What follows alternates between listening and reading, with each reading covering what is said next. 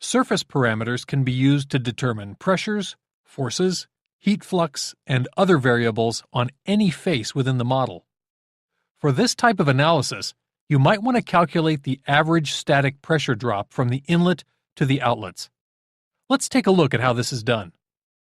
I'll begin by right-clicking Surface Parameters and selecting Insert. First, I need to select the surface or face I'd like to evaluate.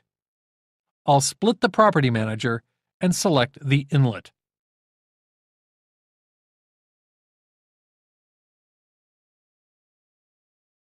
Now I can choose the parameters to evaluate.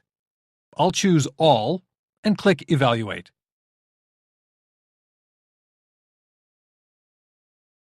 You can see in the tab at the bottom the minimum, maximum, average, and bulk average values for a number of parameters, such as the pressure, temperature, density, velocity, and other parameters for the inlet face. We could have gotten the same information for the outlet faces if we selected them instead. The data here can be exported to Excel by clicking on this icon here.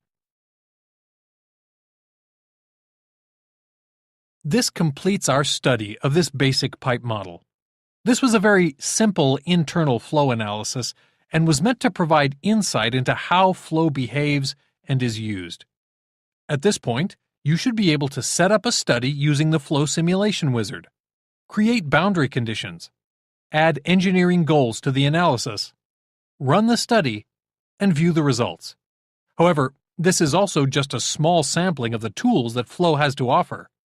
In later lessons, we'll look at more complex scenarios, as well as how to gain better control over some of the tools we saw here.